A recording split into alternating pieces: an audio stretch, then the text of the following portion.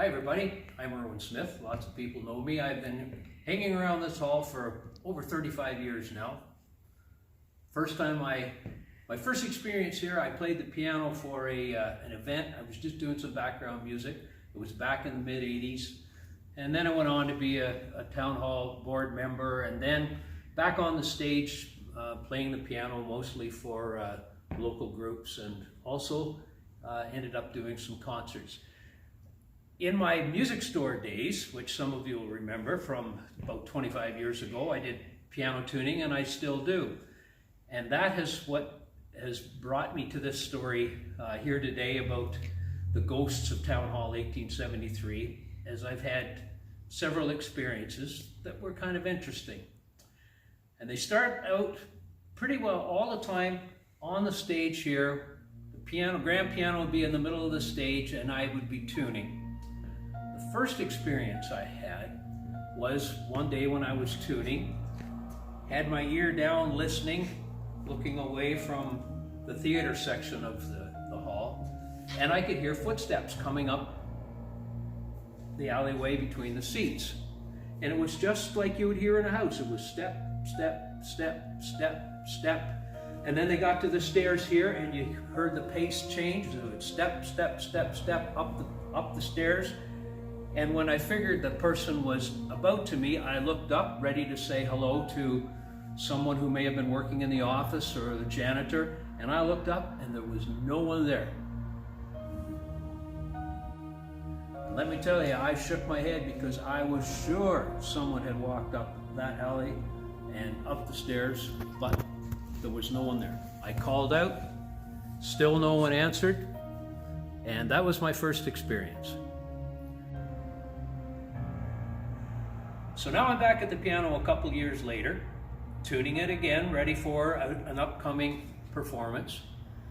And I'm concentrating, I'm listening, and I hear a clunk and a roll, roll, roll, roll, roll, and I look down at the floor, and there's a bolt coming across from one of the corners of the stage towards the piano, rolling, and then it stops. Once again, I look around, I call to see if there's someone there. There's no answer. How this bolt came across the floor of the stage towards me and stopped, I don't know. Let me tell you, before I was done tuning, I crawled underneath that piano. I was looking for some place where a bolt had vibrated loose and dropped to the floor. Nothing. I took the piano bench upside down onto the piano. I inspected every corner of it. I could not find a single bolt that looked like this one or a bolt missing.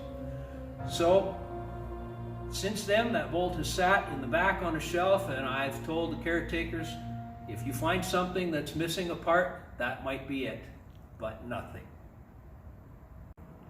Now, here's another experience that I had, which did not involve the piano on the stage.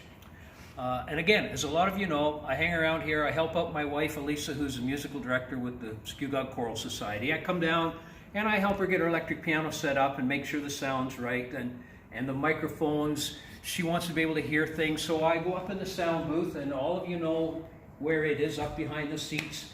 The soundboard is there, and the microphones are plugged in, the electric piano is plugged in, and during rehearsal times, we adjust the volumes and the settings and the treble and the bass to make sure that everything is just right so that there's no feedback.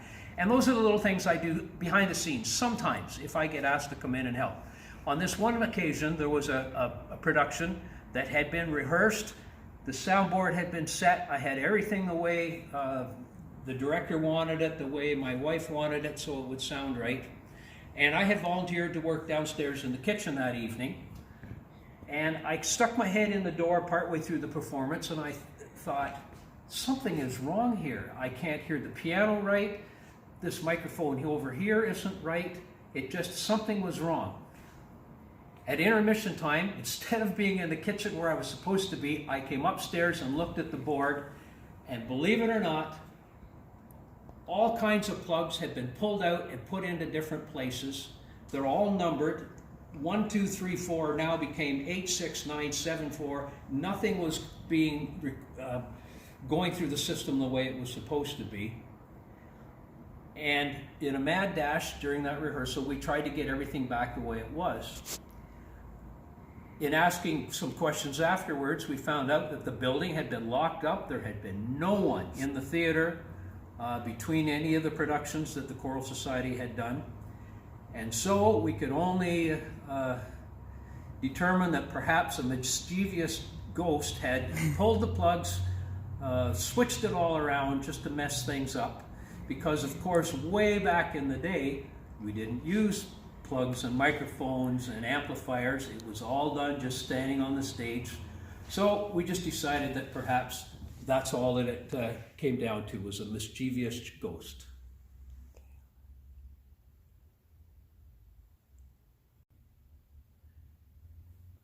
Now that I've told you about 3 of my experiences with the ghost here at Town Hall 1873, and 2 of them being on the stage, I have learned now when I come in to tune the piano, I walk in the building and I say, I'm here, it's just me, I've come to tune the piano, you can watch me if you want, and I just hope that that makes the fellow feel a little more comfortable.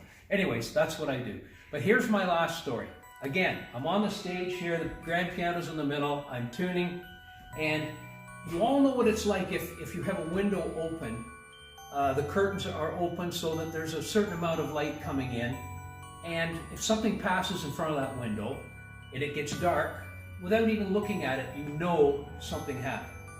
Well, that's what happened to me, only it was with this door, which is to the backstage where the performers would prepare to come on stage. So I'm tuning, there's some light coming through this door, I'm working away, and all of a sudden there's a darkness over in this corner. And that darkness caught my attention.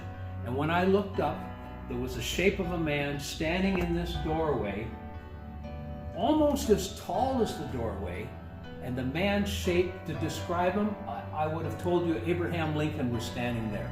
A tall man, the long dark coat, the top hat, and I looked away and I shook my head, and when I looked back, the image was gone.